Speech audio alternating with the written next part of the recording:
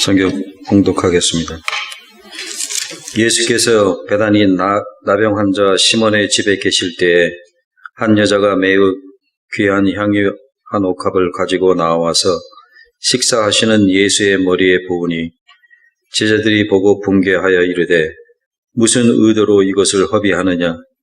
이것을 비싼 값에 팔아 가난한 자들에게 줄 수 있었겠다 하거늘 예수께서 아시고 그들에게 이르시되 너희가 어찌하여 이 여자를 괴롭게 하느냐? 그가 내게 좋은 일을 하였느니라. 가난한 자들은 항상 너희와 함께 있거니와 나는 항상 함께 있지 아니하리라. 이 여자가 내 몸에 이 향유를 부은 것은 내 장례를 위하여 함이니라. 내가 진실로 너에게 이르노니 온 천하에 어디서든지 이 복음이 전파되는 곳에서는 이 여자가 행한 일도 말하여 그를 기억하리라 하시니라. 아멘. 마태복음 강해 149회차입니다. 마태복음 26장 6절부터 13절의 말씀을 가지고 타이밍이라는 제목을 함께 나누기를 원합니다. 부제목은 그가 내게 좋은 일을 하였느니라입니다. 청소년 시절에 제가 유일하게 열심히 공부했던 때가 있었는데요. 중학교 2학년, 3학년 때입니다. 얼마나 열심히 공부했냐면 독서실에서 공부하다 보면 졸음이 오잖아요. 잠이 오니까 그 졸음을 쫓기 위해서 타이밍이라는 흰 알약을 먹기까지 했었습니다. 열심히 공부했죠. 고등학교 가면서부터 공부를 하지 않기 시작했는데요. 당시와 그 이전에는 그 타이밍을 먹으면서 일하시는 분들도 계셨어요. 공장에서 일하시는 분들은 졸면 안 되시니까 그 타이밍을 먹고 일하시는 분들도 계셨습니다. 요즘엔 이런 타이밍 말고 이제 아이들이나 공부하는 사람들 또 일하시는 분들이 드시는 것들은 에너지 드링크인 그 몬스터 같은 것들입니다. 애국심 많은 저희 큰딸은 몬스터 대신 바카스를 먹습니다. 애용하고 있습니다. 어스틴 내려갈 때 2박스나 사가지고 내려갔습니다. 타이밍이라는 단어를 사전에서 찾아보면 이렇습니다. 시간적으로 원하는 순간에 동작을 맞추는 일. 시간적으로 원하는 순간에 동작을 맞추는 일이 타이밍입니다. 좀 우리가 체감할 수 있도록 표현하면 이렇는데요. 시간적으로 적절한 순간이나 아니면 중요한 순간이나 아니면 필요한 순간에 행동하는 것, 이것이 타이밍입니다. 따라서 타이밍을 잘 맞추는 것은 아주 중요한 능력입니다. 그런가요? 타이밍을 잘 맞추는 게 아주 중요한 능력입니다. 모든 스포츠가 그렇지 않습니까? 우리 강 집사님, 강미 집사님 골프 이렇게 치시는데 타이밍이 중요하죠. 예, 그렇습니다. 비즈니스는 그렇지 않은가요? 타이밍이 아주 중요합니다. 타이밍을 잘못 맞춰서 비즈니스에 실패하기도 하고 잘 맞추면 성공하기도 하고 그렇죠. 인간관계도 그렇지 않습니까? 타이밍을 잘 맞춰야 됩니다. 제가 작년에 저희 부부가 결혼 20주년이었는데요. 제가 아무것도 안 하고 그냥 넘어갔거든요. 잊어버리고 넘어갔습니다. 타이밍에 실패한 모습이죠. 심지어 목회까지도 이 타이밍이 중요하다라고 설명이 되어집니다. 주장이 되어져서요. 목회 세미나 같은 거 이렇게 보면 거기 주제 중에 들어가 있는 것이 목회적 타이밍, 목회의 타이밍 이렇게 이야기가 나옵니다. 오늘 설교는 이 타이밍에 관련된 내용입니다. 오늘 강호찬 집사님이 읽으셨던 이 본문은 마가복음과 요한복음에도 등장하는데요. 한번 찾아보겠습니다. 마가복음 14장 3절로 9절입니다. 예수께서 베다니 나병 환자 시몬의 집에서 식사하실 때에 한 여자가 매우 값진 향유 곧 순전한 나드 한 옥합을 가지고 와서 그 옥합을 깨뜨려 예수의 머리에 부으니 어떤 사람들이 화를 내어 서로 말하되 어찌하여 이 향유를 허비하는가? 이 향유를 300데나리온 이상에 팔아 가난한 자들에게 줄 수 있었겠도다 하며 그 여자를 책망하는지라. 예수께서 이르시되 가만두라. 너희가 어찌하여 그를 괴롭게 하느냐? 그가 내게 좋은 일을 하였느니라. 가난한 자들은 항상 너희와 함께 있으니 아무 때라도 원하는 대로 도울 수 있거니와 나는 너희와 항상 함께 있지 아니하니라. 그는 힘을 다하여 내 몸에 향유를 부어 내 장례를 미리 준비하였느니라. 내가 진실로 너에게 이르노니 온 천하에 어디서든지 복음이 전파되는 곳에는 이 여자가 행한 일도 말하여 그를 기억하리라 하시니라. 요한복음 12장 1절부터 8절 한번 가보실까요? 요한복음 12장입니다. 유월절 엿새 전에 예수께서 베다니에 이르시니 이곳은 예수께서 죽은 자 가운데서 살리신 나사로가 있는 곳이라. 거기서 예수를 위하여 잔치할새 마르다는 일을 하고 나사로는 예수와 함께 앉은 자 중에 있더라. 마리아는 지극히 비싼 향유 곧 순전한 나드 한 근을 가져다가 예수의 발에 붓고 자기 머리털로 그의 발을 닦으니 향유 냄새가 집에 가득하더라. 제자 중 하나로서 예수를 잡아줄 가룟 유다가 말하되 이 향유를 어찌하여 300데나리온에 팔아 가난한 자들에게 주지 아니하였느냐 하니 이렇게 말하면 가난한 자들을 생각함이 아니요 그는 도둑이라. 돈 괴를 막고 거기 넣는 것을 훔쳐가미러라. 예수께서 이르시되 그를 가만두어라. 나의 장래할 날을 위하여 그것을 간직하게 하라. 가난한 자들은 항상 너희와 함께 있거니와 나는 항상 있지 아니하리라 하시니라.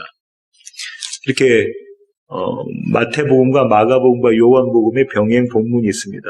다시 마태복음으로 돌아오셔서요. 마태복음 26장입니다. 본문의 구조는 이런데요. 6절부터 7절까지 여인이 등장합니다. 그리고 그 여인이 등장함으로 한 사건이 발생하죠. 그 다음 8절부터 9절까지는 그 사건에 대해서 제자들이 일제히 붕괴하는 장면이 나오고요. 그 다음 10절부터 13절까지는 제자들의 붕괴에 대해서 예수님께서 말씀을 하시면서 이 여인의 행위에 대한 설명을 해주시고 선언을 해주시는 그런 장면이 나옵니다. 오늘 이 본문의 위치가 아주 중요한데요. 이 앞 구절이 뭐였죠? 앞에 있는 본문이 뭐였죠? 지난 시간에 저와 여러분이 나눴던 본문이 뭐였죠? 1절부터 5절까지가 이스라엘의 지도자들이 예수님을 죽이려고 하는 음모를 세우는 장면이었습니다. 그렇죠? 우리가 명절에는 하지 말자.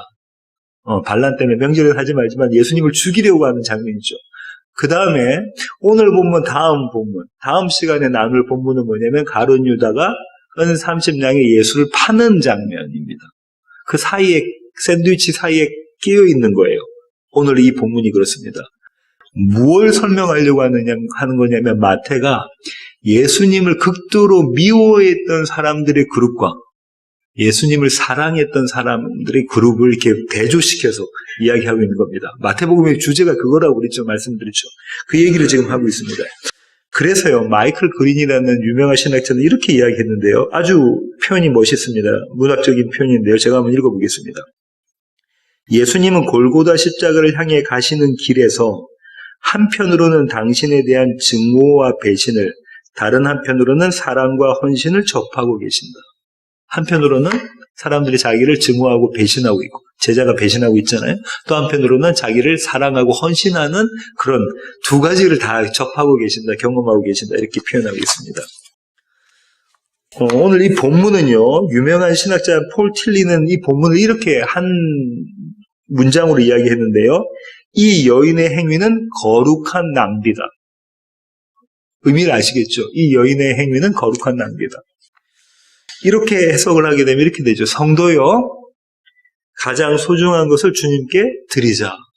우리 이렇게 많이 들어오지 않았습니까? 내게 가장 소중한 향유 옥합을 곁들여 예수님께 드리는 것. 성도요, 가장 소중한 것을 예수님께 드리자. 대부분의 신학자들은요, 이 본문을 어떻게 해석하냐면 이렇게 해석합니다. 제자들이 타이밍을 제대로 못 맞춘 것이다. 제자들이 타이밍을 제대로 못 맞춘 것이다. 도널드 해거너라는 신학자는 이렇게 이야기하는데요. 주님의 말씀은 가난한 자들을 구제하지 말라는 말씀이 아니라, 가난한 자를 구제하지 말라는 말씀이 아니라 그들의 타이밍이 틀렸다는 것이다. 지금 한 번, 영어로 그 신학자의 표현은 one time이라고 되어 있는데요. 이번만은 다른 무엇보다도 예수님의 장례를 준비해야 되는 그때였다. 이렇게 이 신학자는 표현합니다. 제자들의 뭐가 문제였다고요? 타이밍이 문제였다. 어려운 이웃들, 가난한 사람을 도와주지 말라는 게 아니라 지금은 예수님의 장례를 준비해야 될 때다. 이렇게 이야기하고 있습니다. 타이밍의 관점으로 본 거예요. 본문을 제가 한번 살펴볼게요. 먼저 에피소드의 세팅이 어떻게 되냐면 6절입니다. 6절 제가 한번 다시 읽어보겠습니다. 예수께서 베다니 나병 환자 시몬의 집에 계실 때에 한 여자가, 7절 앞에까지 읽었는데요. 장소적 배경이 어딘가요? 베다니입니다. 베다니는 예루살렘으로부터 한 3km 정도 떨어진 곳이고요. 감난산, 우리가 아는 올리브산의 자락에 있는 그런 동네입니다. 베단이라는 뜻이 뭐냐면요, 가난한 사람들의 집이라는 거예요. 가난한 사람들의 집. 그러니까 가난한 사람들이 모이는 동네라는 의미를 가지고 있어요. 물론 거기에 모두 가난한 사람만 살았다고 볼 수는 없겠지만 대체적으로 가난한 사람들이 많이 살았을 것 같아요. 우리가 잘 알고 있는 나사로, 마르다, 마리아 이 남매들이 여기 출신입니다. 여기서 살고 있었어요. 이 베다니에서 지금 조금 더 장소를 좁혀가면 이 장소가 누구의 집이라고 이야기하고 있죠, 마태가? 누구의 집? 나병 환자 시몬의 집. 나병 환자 시몬의 집에서 이 나병이라는 얘기가 나오잖아요. 나병은 이스라엘 사람들에게 어떤 의미냐면요. 다른 질병과 달라서 하나님의 진노를 받은 병이 나병입니다. 이 사람이 나병 환자야? 아니면 이 사람이 나병에 다 나왔어? 누가 선언하죠? 의사가 선언하는 게 아니고요. 누가 선언하냐면 제사장이 선언합니다. 왜냐하면 하나님의 진노와 관련이 있어서 그렇죠. 나병이 걸리면 공동체에서 격리되나요? 가족으로부터도 이렇게 떨어져야 되나요? 그들끼리만 살아야 되는 거예요. 이 공동체로부터 격리됐다는 것은 이스라엘은 거룩한 백성이잖아요. 그리고 나병 환자들은요, 거룩하지 않은 자들이라는, 부정한 자들이라는 겁니다. 그렇게 격리됐어요. 하나님의 진노를 받은 자들이다. 또 이스라엘로부터 격리된 자들이다. 이렇게 이스라엘로부터 탈락된 자들이다. 이렇게 취급받던 사람들이 나병 환자들입니다. 그런데 이 나병 환자가 만약에 나병이 다 안 나섰다면, 시몬이 나병이 다 낫지 않았다면 예수님과 제자들 초대할 수 있었을까요? 아니, 못해요.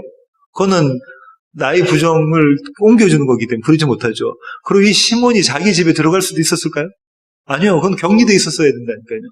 그런 정황을 보고 우리가 어떻게 판단할 수 있냐면 예수님께서 이 나병 환자 시몬을 고쳐주셨고, 이 나병 환자 시몬은 예수님의 고쳐주심에 감사해서 예수님에게 식사 대접을 하는 그런 장면인 거죠. 이 나병 환자의 집에 한 여인이 등장합니다. 한 여인이 등장하죠. 복음서에서는요, 이 향유 옥합을 깨트려서 예수님에게 기름 부은 장면이 총 4번이 나와요. 마태복음, 마가복음, 누가복음, 요한복음, 각각 복음서마다 다 나옵니다. 그런데 신학자들은 이 사건을 보는 관점들이 이런데요. 첫 번째로는 3가지 사건으로 보는 거예요. 4군데 다 안 나오지만 3가지 사건으로 봅니다. 어떻게 보냐면 마태와 마가복음은 거의 유사하니까 한 가지. 나병 환자 시몬의 집. 또 요한은 나사로의 집으로 생각하고요. 또 누가는 따로 생각합니다. 누가는 어떤 여인을 이야기하고 있냐면 이름도 이야기 안 하고 죄인된 여인에 대한 이야기를 했잖아요. 그래서 바리새인 시몬이 예수님, 그 사람이 그 죄인된 여인이 예수님께 기름 붓고 예수님을 만지고 이런 장면을 보고 저 사람이 죄인 줄 알았으면 그게 어떻게 저렇게 하고 있지? 이렇게 이야기했잖아요. 그 장면, 그 사건을 또 따로 보는 거예요. 그렇게 3가지로 보는 그런 시각이 있고요. 또 어떤 신학자들은 어떻게 보냐면 이 모든 사건은 다 하나의 사건이다 라고 보는 시각이 있어요. 마태, 마가, 누가, 요한 다 하나의 사건이다. 조금 그렇게 되면 조금 어려워지는 게 마리아가 어떤 죄를 지었는가에 대한 설명이 없거든요. 대체적으로 대다수의 신학자들은 2가지 사건으로 봅니다. 마태, 마가, 요한은 하나, 그럼 누가는 하나. 왜냐하면 누가복음의 사건은 한참 전에 있었거든요. 지금 이 사건은 예수님께서 예루살렘을 입성하시고 난 다음에 다시 베다니로 나와서 하셨던 이야기거든요. 그래서 저도 이 두 개의 사건으로 이렇게 나눕니다. 2개의 사건으로.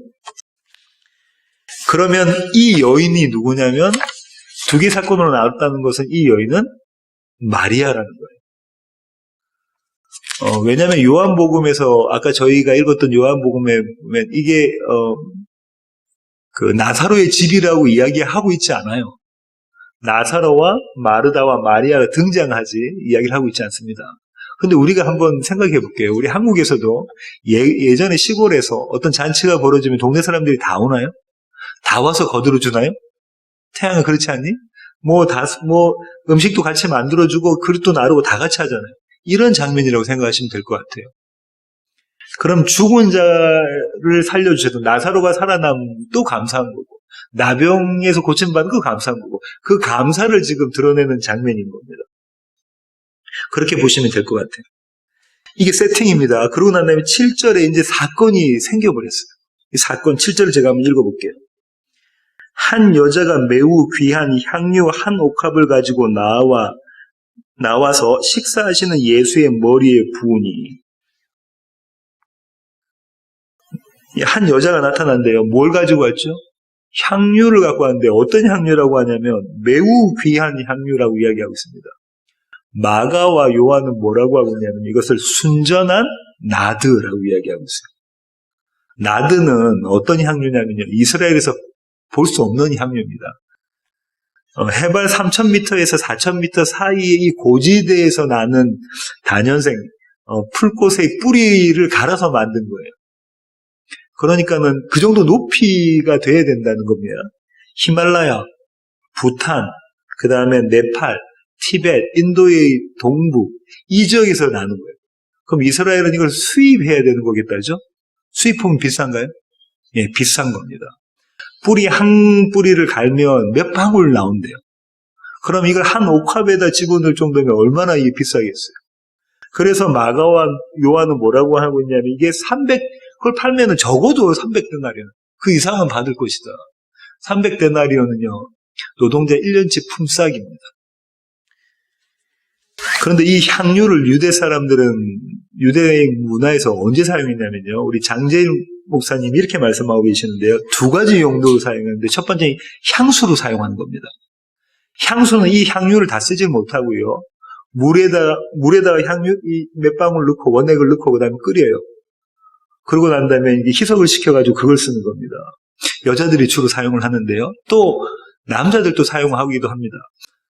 거기는 물이 좀 귀한 데입니다. 이스라엘은. 그렇죠?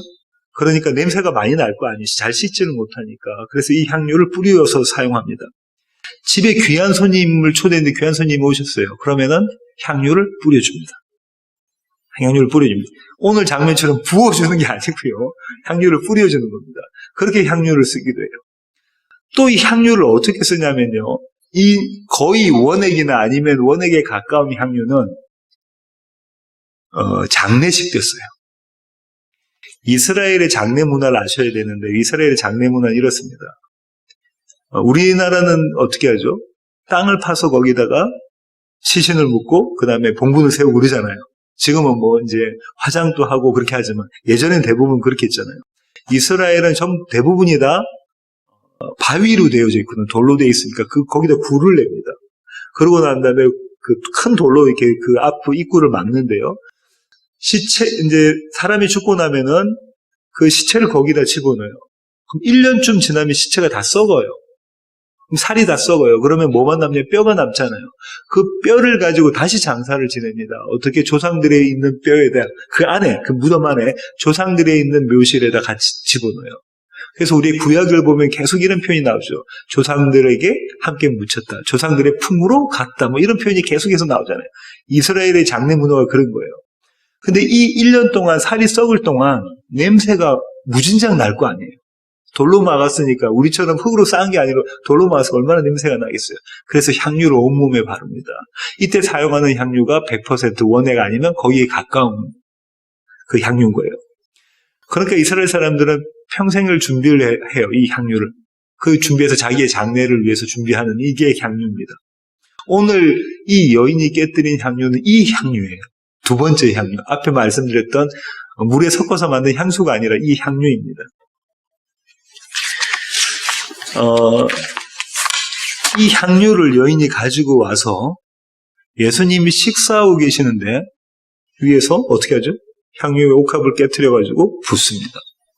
오늘 표현은 그렇게 안 나오는데 마가와 요한의 표현에서는 옥합을 깨트려가지고 붓는 장면이 나오잖아요. 그냥 그 향유 전체를 다 내려 붓는 거예요. 머리부터 쭉 이렇게 온몸이 적시게 되겠죠. 머리에 기름 붓다라는 것은요, 이스라엘 사람들에게는 왕에게 기름 붓다라는 장면을 연상시켜 줍니다. 사무엘상 9장 16절입니다. 사무엘상 9장 16절입니다. 15절부터 제가 읽어보겠습니다. 사울이 오기 전날에 여호와께서 선지자 사무엘에게 알게 하여 이르시되, 내일 이맘때에 내가 베냐민 땅에서 한 사람을 내게로 보내리니 너는 그에게 기름을 부어 내 백성 이스라엘의 지도자로 삼으라. 그가 내 백성을 블레셋 사람들의 손에서 구원하리라. 내 백성의 부르짖음이 내게 상달되었으므로 내가 그들을 돌보았노라 하셨더니. 여기서 기름 붓는 장면이 나오잖아요. 기름 붓는 걸 하나님께서 선지 사무엘에게 명령하시잖아요. 근데 이 첫 초대왕, 이스라엘 초대왕 사울의 역할이 뭐라고요? 블레셋 사람들에게서 이스라엘을 구원해내는 것. 이스라엘의 왕은 그런 겁니다. 이스라엘의 왕은 이스라엘을 구원해내는 거예요. 하나님의 능력으로 이스라엘을 구원해내는 역할이 이스라엘의 왕의 개념이에요. 한 군데 더 볼까요? 같은 사무엘상 16장 12절부터 13절. 16장 12절부터 13절. 11절부터 한번 제가 읽어보겠습니다. 또 사무엘이 이새에게 이르되 내 아들들이 다 여기 있느냐? 7 아들들이 다 지나갔어요. 근데 아니라고 하는 거죠. 이새가 이르되 아직 막내가 남았는데 그는 양을 지키나이다. 사무엘이 이새에게 이르되 사람을 보내어 그를 데려오라. 그가 여기 오기까지는 우리가 식사 자리에 앉지 아니하겠노라. 이에 사람을 보내어 그를 데려오매 그의 빛이 붉고 눈이 빼어나고 얼굴이 아름답더라. 여호와께서 이르시되 이가 그니 일어나 기름을 부으라 하시는지라. 누구를 기름 붓는 장면이죠? 사무엘이 이스라엘의 두 번째 왕 다윗에게 기름 붓는 장면입니다. 이 다윗도 이스라엘을 구원해내는 왕인가? 왜 그렇습니다. 이 이미지가 여기 지금 담겨져 있는 거예요. 이 이미지가. 물론 이 기름을 사용하는 것은 아닙니다. 아까 말씀드렸던 그 기름을 사용하는 것은 아니고 올리브 기름인데 이 장면을 연상시키고 있죠. 마가는 이것을요, 옥합을 깨트렸다라고 표현하고 있는데요. 그래서 로버트 마운스라는 아주 유명한 신학자는 이렇게 이야기합니다. 이 옥합을 깨트린 것은 예수님이 곧 죽으실 몸이 부서지는 장면. 또 한 가지는 그와 동시에 이 마리아, 이 여인의 부분이 가장 자기가 소중히 생각했던 자기의 장래라는 그 부분이 깨어지는 장면. 이 두 가지가 같이 연상이 되어지는 거죠. 그렇게 정리해보면 이렇습니다. 이 여인이 예수님 식사하고 계세요. 예수님 식사하고 계시는데 머리부터 기름을 부었다는 것은 누구의 무엇을 준비한 거죠? 왕의 장례를 준비한 겁니다. 왕의 장례를 준비한 것이다. 이 이미지가 그림이 그려진다 그러죠? 이런 장면이 딱 펼쳐지자, 이런 사건이 생겨지자 제자들이 일제히 붕괴합니다. 일제히 붕괴하는데요. 제자들이 붕괴한 의도가 있어요. 그 제자들이 붕괴한 장면을 먼저 한번 보겠습니다. 26장 8절부터 9절입니다. 제자들이 보고 붕괴하여 이르되 무슨 의도로 이것을 허비하느냐? 이것을 비싼 값에 팔아 가난한 자들에게 줄 수 있었겠도다 하거늘. 제자들이 붕괴한 거에 대해서 요한은 어떻게 얘기했냐면요. 대표적으로 누가 붕괴했다고 하죠? 아까 저희가 읽었는데 가룟 유다가 붕괴했다고 이야기를 하고 있습니다. 가룟 유다가 붕괴한 이유가 뭐죠? 돈에 욕심을 냈다고 하죠. 돈을 훔치려고. 재물에 욕심이 있어서 붕괴했다고 하죠. 제자들도 세상의 권력에 욕심을 냈나요? 예, 그렇습니다. 예수님이 한 자리 하실 때 제가 왼쪽, 제가 오른쪽 앉겠습니다. 그렇게 하니까 나머지 제자들이 일제히 붕괴했죠. 일제히 붕괴했다는 얘기는 그 자리는 내 자리다 이렇게 생각했다는 거죠. 물론 이 제자들이 한결같이 가룟 유다를 포함한 제자들이 한결같이 이 여인이 예수님께 향유를 부은 것에 대해서 붕괴를 했습니다. 자기의 개인의 욕심 갖고 붕괴를 했을 수 있습니다. 하지만요, 그들이 꼭 그런 의도 가지면 붕괴했을까요? 한번 생각해 봐야 돼요. 이들은 유대 사람들입니다. 구약을 너무나 잘 알고 있는 유대 사람들인데 이들이 오직 자기들의 욕심 때문에만 그렇게 붕괴했을까? 이 여인에게 그렇게 붕괴했을까? 이렇게 한번 생각해 볼게요. 유대인의 신앙생활을 세 가지로 이야기하면 예수님이 뭐라고 말씀하셨죠? 유대인의 신앙생활을 세 가지로 이야기하면 금식과 기도와 구제. 그래서 산상수훈에 금식과 기도와 구제라는 얘기가 나옵니다. 산상수훈으로 가시겠습니다. 마태복음 5장. 마태복음 5장으로 가보실까요? 48절 한번 보시겠습니다. 마태복음 5장 48절. 그러므로 하늘에 계신 너희 아버지의 온전하심과 같이 너희도 무엇하라? 온전하라. 아버지의 온전하심 같이 너희도 온전해야 돼. 그 다음에 6장 보시겠습니다. 2절. 그러므로 구제할 때에 외식하는 자가 사람에게서 영광을 받으리고 하면서 구제할 때에라는 이야기가 나오고요. 5절. 또 너희는 기도할 때에 외식하는 그 기도에 대한 기도문을 주신 것이 주기도문. 오늘 강민재 집사님이 기도하실 때 하셨던 내용이다. 그죠? 그 다음에요. 16절 보세요. 금식할 때에 너희는 외식하는 자들처럼 하지 마. 그럼 이스라엘이 생각할 때에 종교 생활, 좀 더 그들이 신앙 생활이라고 한다는 건 뭐라고요? 금식과 기도와 구제다. 주님 또 뭐라고 말씀하시죠? 금식과 기도와 구제다. 저와 여러분이 신앙생활, 우리 오랫동안 신앙생활 했는데 금식과 기도와 구제. 좀 더 하면 전도, 그죠? 선교. 그러지 않습니까? 이런 신앙생활 중에서 구제는 얼마나 중요한 거냐면요. 제가 이런 말씀드렸는데요. 구제라는 단어의 어원은 의라는 단어의 어원과 같다는 거죠. 이스라엘 사람들은 자기들을 의인이라고 생각했나요? 예, 죄인이라고 생각하지 않았습니다. 이방인들은 죄인이고 자기들은 의인이에요. 그 의인의 그 어원과 같은 것이 구제라는 거예요. 구제한다는 것은 곧 나는 의인이다 이 얘기입니다. 다른 사람, 불쌍한 사람을 도와준다는 것은 곧 나는 의인이다는 얘기예요. 구약에는 일관되게 여호와 하나님께서 구제하라고 하셨나요? 구제하라고 하셨습니다. 신명기 15장 11절 한번 보시겠습니다. 신명기 15장 11절. 주님께서 오늘 본문에서 이 구절을 인용하셨습니다. 보십시오. 땅에는 언제든지 가난한 자가 그치지 아니하겠으므로 내가 내게 명령하여 이르노니 너는 반드시 내 땅 안에 내 형제 중 곤란한 자와 궁핍한 자에게 내 손을 펼지니라. 땅에는 누가 항상 있다고요? 가난한 사람들이 있다는 거예요. 가난한 사람들이 없는 적이 없다는 거예요. 그러니까 주위에 있는 형제들에게 도움을 주라, 구제를 주라라고. 이렇게 말씀을 하셨단 말이에요. 그러면 이 구절이 여기만 나오는 게 계속 나와요. 고아와 과부와 나그네를 섬겨라, 그들을 도와라. 그러면서 안식년에 대한 거, 희년에 대한 거 여러 가지 이야기를 하면서 계속 그들을 도우라는 얘기가 나오잖아요. 그럼 그렇게 배워왔어요, 제자들이? 예수님은 그렇게 안 가르치셨나요?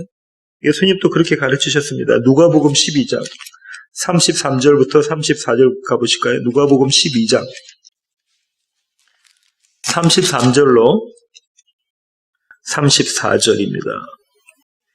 너희 소유를 팔아 구제하여 낡아지지 아니하는 배낭을 만들라. 곧 하늘에 둔 바 다함이 없는 보물이니 거기는 도둑도 가까이 하는 일이 없고 좀도 먹는 일이 없느니라. 너희 보물 있는 곳에 너희 마음도 있으리라. 뭐라고 말씀하셨냐면 소유를 팔아서 구제해서 다른 사람들을 도우라, 이웃을 도우라 이렇게 말씀하셨다고요. 한 군데 더 볼까요? 마태복음 11장 5절. 마태복음 11장 5절입니다.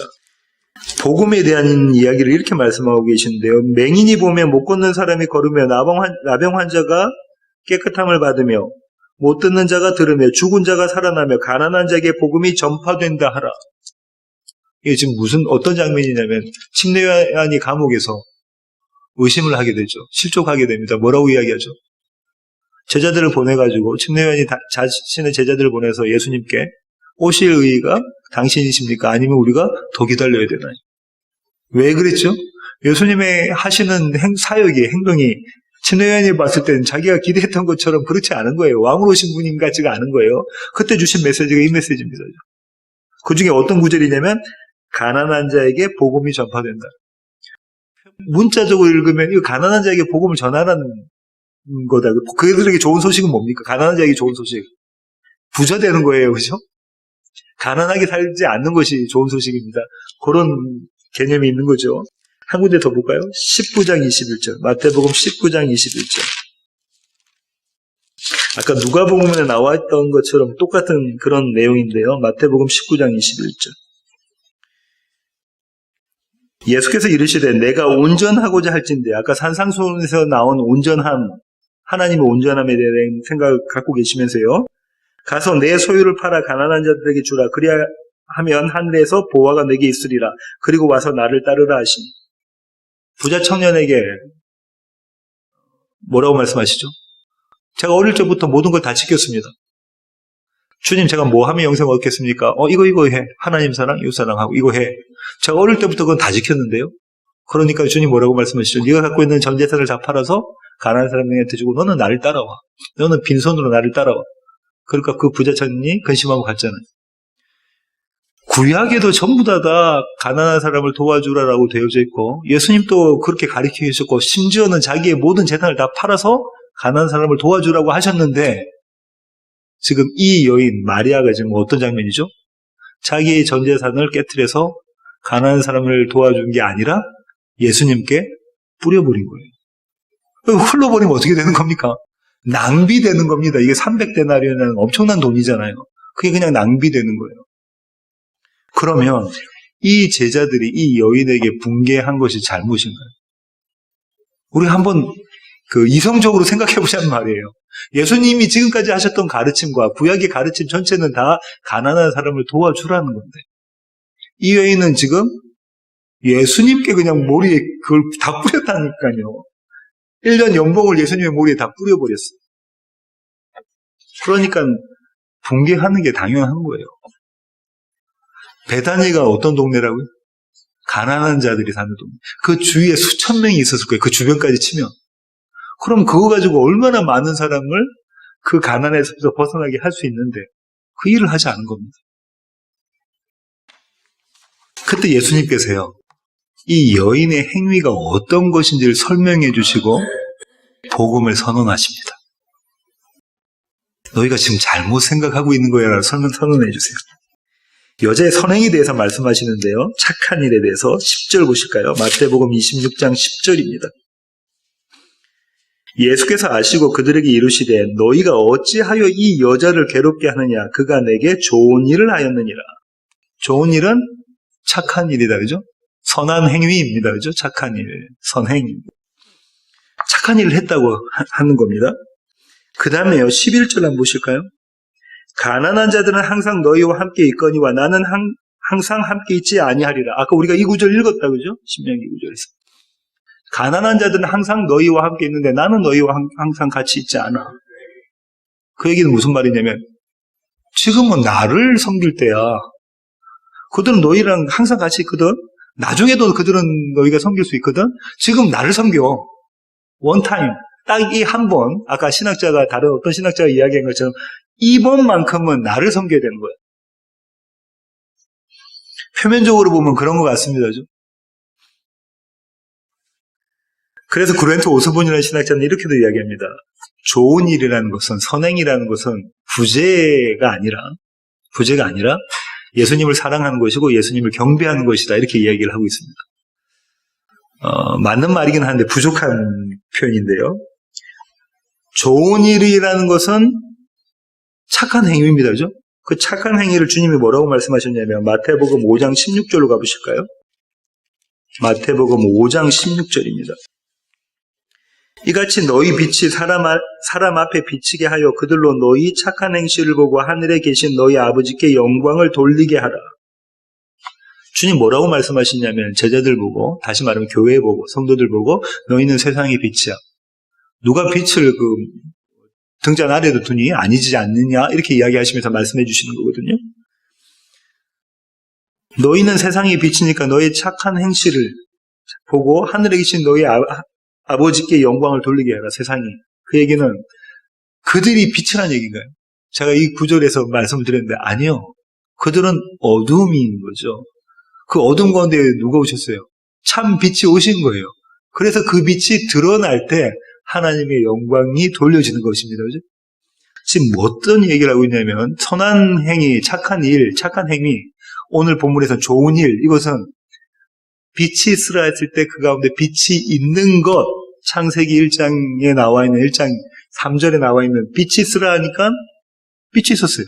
하나님 보시기에 좋았더라. 그 토부, 그 선한 일이 여기에 지금 있다는 거죠. 예수 그리스도와 연합하는 것, 빛 대신 그분과 함께 해서 어둠이 빛으로 바뀌는 놀라운 기적, 이게 착한 행위라는 거예요. 주님 이 마태복음 5장에서 그 말씀을 해주고 계신 거거든요. 그러면요, 이 주님과의 연합이 착한 행위다라고 이미 산상수훈에서 주님께서 말씀을 하셨는데, 오늘 본문에서는 착한 행위를 주님께서 뭐라고 말씀하십니까? 여인이 나의 장례를 위해서 나에게 기름 부은 것. 마태복음 26장으로 다시 가볼까요? 마태복음 26장으로 다시 가셔가지고요, 12절 제가 한번 읽어보겠습니다. 이 여자가 내 몸에 이 향유를 부은 것은 내 장례를 위하여 함이니라. 착한 행위가 뭐라고요? 예수님의 장례를 위해서 그분의 머리에 기름 붓는 것이 착한 행위다, 이렇게 말씀하셨어요.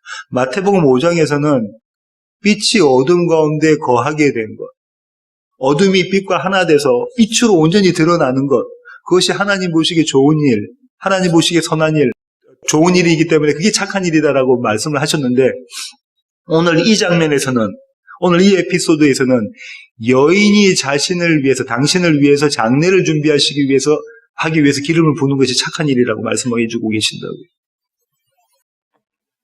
도대체 무슨 말씀을 하고 계시는 겁니까, 주님? 예수님은요, 당신의 제자들에게 예수님이 십자가 죽으심에 대해서 말씀하셨나요? 이전에? 예, 수차례 말씀을 하셨습니다. 그때 제자들이 어떤 반응을 보였는가 한번 다시 보겠습니다. 마태복음 16장 21절로 22절. 마태복음 16장 21절로 22절의 말씀입니다. 찾으셨으면 제가 한번 읽어보겠습니다. 이때로부터 예수 그리스도께서 자기가 예루살렘에 올라가 장로들과 대제사장들과 서기관들에게 많은 고난을 받고 죽임을 당하고 제3일에 살아나야 할 것을 제자들에게 비로소 나타내시니, 이때 처음 말씀하신 거예요. 베드로가 예수를 붙들고 항변하여 이르되, 꾸짖어 이르되, 뭐라고요? 주여 그리 마옵소서. 이 일이 결코 주께 미치지 아니하리이다. 그 다음에 주님이 베드로 보고 뭐라고 말씀하시냐면, 사탄아, 이 사탄아, 이렇게 하죠. 베드로가 뭐라고 얘기했는데, 주여 그리 마옵소서. 주님 십자가 지시면 안 됩니다라고 이야기해요. 한 군데 더 볼까요? 17장. 마태복음 17장 22절부터 23절.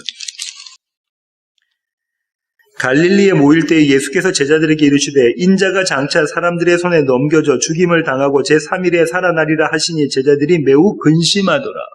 또 말씀을 해주셨어요. 그때는 지난번에 말씀드린 것처럼 베드로가 한번 이런 경험을 겪고 난 다음에 제자들이 주님께 항변을 못하고 근심하는 장면이다죠. 20장 18절. 마태복음 20장 18절입니다.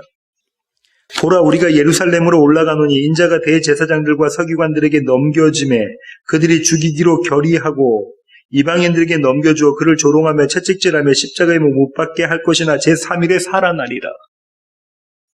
주님이 자꾸 뭐라고 말씀하시냐면, 예수님의 십자가 죽으심과 사흘 후에 살아나신 부활에 대한 말씀을 계속 해주셨거든요, 제자들에게.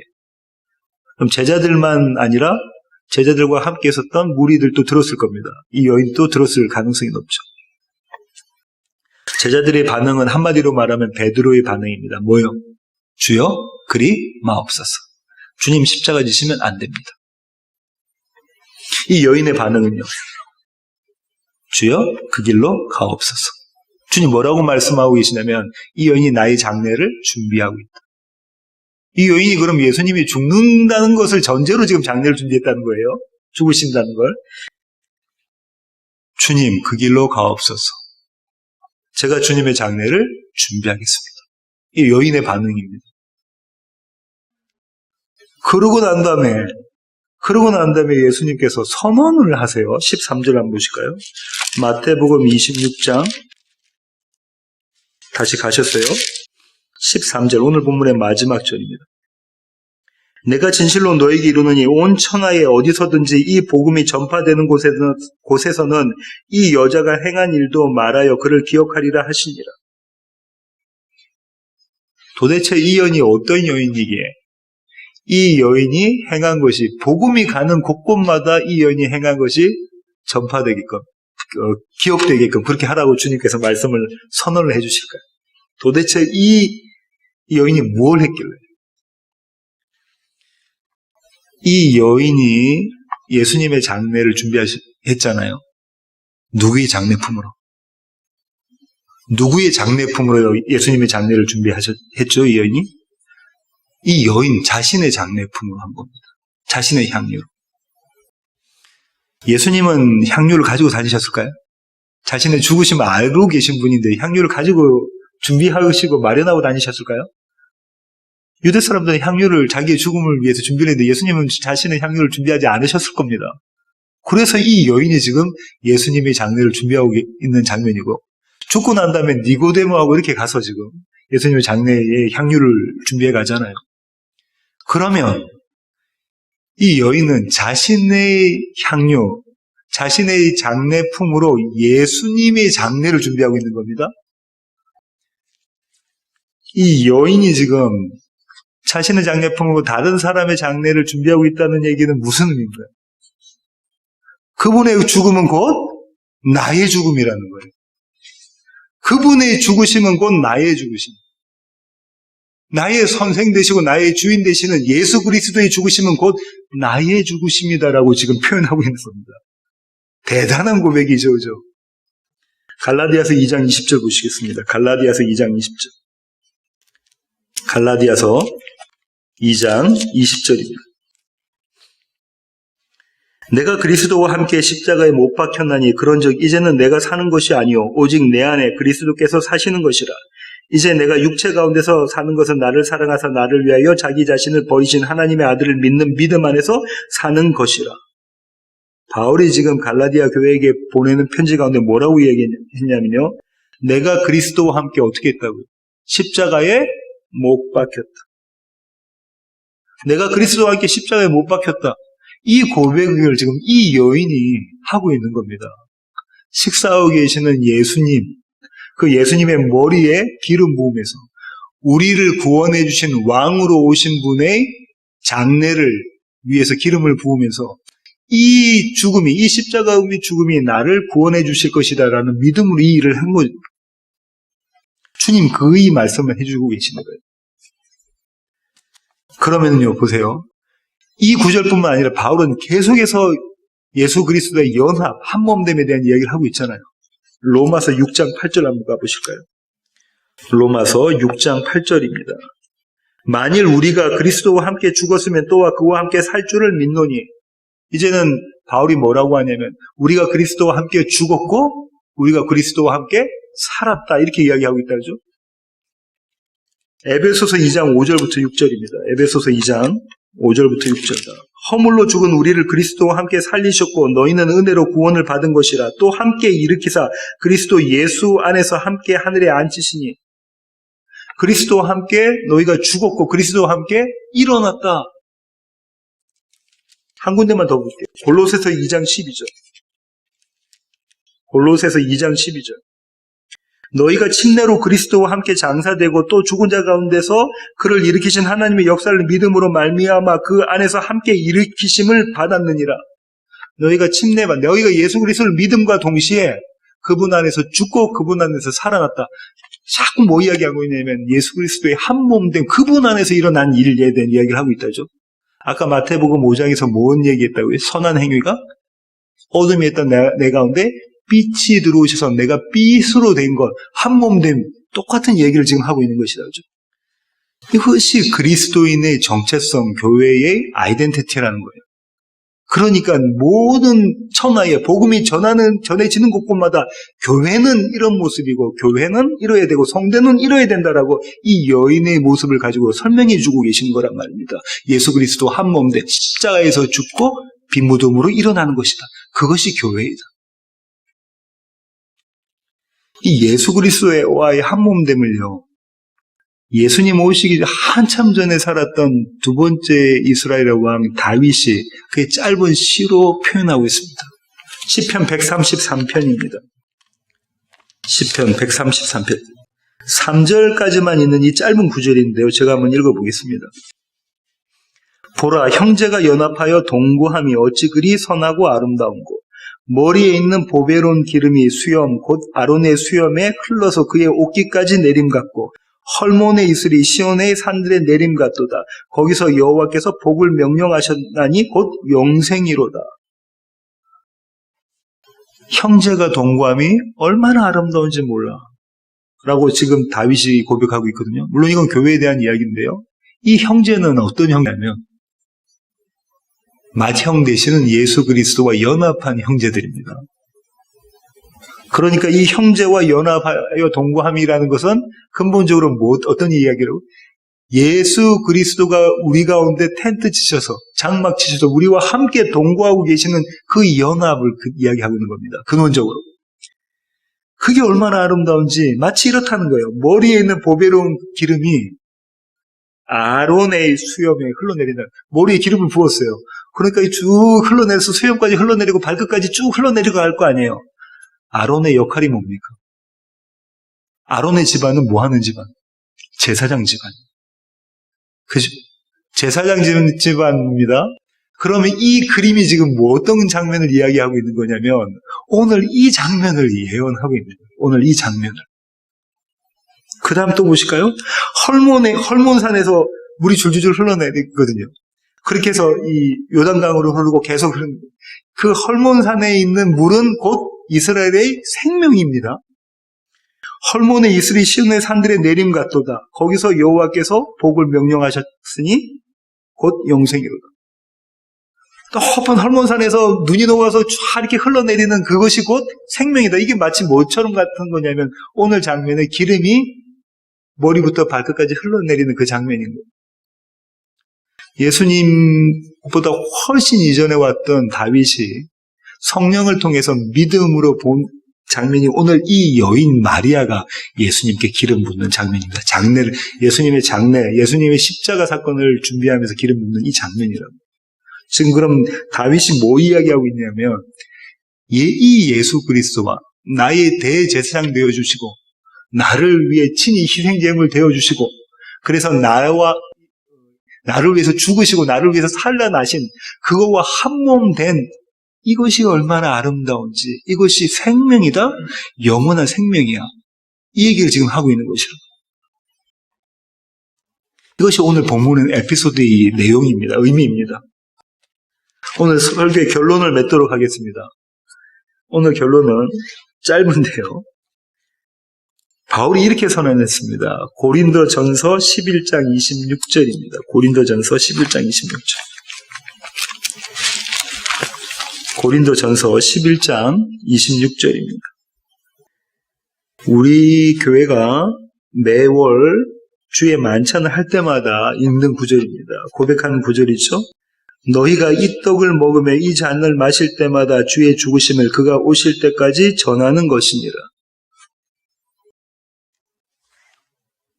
바울이 지금 뭐라고 이야기하냐면 주의 만찬을 하면서 너희가 이 떡을 먹고 이 잔을 마실 때마다 다시요. 이 떡을 먹고 이 잔을 마실 때마다 무슨 의미인가요? 예수 그리스도의 십자가 죽음에 대한 것과 우리가 연합해졌다는 의미잖아요. 그 의미가 오늘 본문에 이 여인이 자기의 향유를 갖고 와서 이 옥합을 깨트리고 예수님의 머리부터 발끝까지 기름 부으는 그 장면하고 똑같은 거예요. 내가 주님과 주님의 죽으심이 나의 죽음. 주님이 죽으심이 곧 나의 죽음입니다. 자신의 향유로 자신의 향유로 예수님의 장례를 준비하시는 것. 이게 바울의 표현으로는 이 떡을 먹으며 이 잔을 마실 때마다 그분의 죽으심이 곧 나의 죽으심이고 그분의 다시 사심이 곧 나의 다시 살아납니다라는 고백이 이 고백인 거죠. 바울은 뭐라고 하냐면요. 이 주의 만찬, 우리 예수 그리스도의 살과 피를 먹고 마시는 이것이 이 일을 우리 성도가 우리 교회가 할 때마다 주의 죽으심을 주님의 그 십자가, 주님의 그 구원을 주님이 다시 오신 때까지 선언하는 것이다. 이것이 성도의 사명이야. 이게 성도의 정체성이야. 이렇게 말씀해 주고 있는 겁니다. 바울이요. 그러면 좋은 일, 착한 일, 선한 일은 날마다 그분과 함께 죽고 그분과 함께 살아나는 것이겠다죠. 그분과 연합하는 것이겠다죠. 그분과 한 몸 되는 것이라죠. 이것이 좋은 일이고 착한 행실입니다. 성경이 말하는 선행은 다른 것이 아니고요. 예수 그리스도와 한 몸 됨입니다. 그리스도 예수의 십자가와 빈무덤을 경험하는 그때가 하나님의 때입니다. 저와 여러분의 지혜와 능력으로 할 수 없으니 그때가 바로 하나님의 때. 카이로스의 때고요. 그때가 그분의 타이밍입니다. 언제요? 그리스도 예수와 한 몸됨을 경험하는 그때. 주님, 제가 주님과 함께 십자가에 달렸군요. 주님, 제가 죽어 마땅한 자입니다. 주님, 이 일이, 이 사건이, 이 형편이 나를 내가 어떤 자인지 보게 하시고 내가 주님과 함께 죽은 자인지를 깨닫게 하여 주시네. 그 주님이 일어나신 같이 또 우리가 일어나는 그것. 이것이 하나님의 타이밍입니다. 이 타이밍으로 사는 자들에게 주님은 이렇게 말씀해 주시는데요. 그 여인이 내게 좋은 일을 하였다. 주님께서 이 말씀해 주신 것을 듣는 자들이 성도입니다. 그가 내게 좋은 일을 하였다. 날마다 저와 여러분의 삶 가운데 이 말씀을 주님께로부터 듣기를 원합니다. 기도하시겠습니다. 주님, 그렇습니다.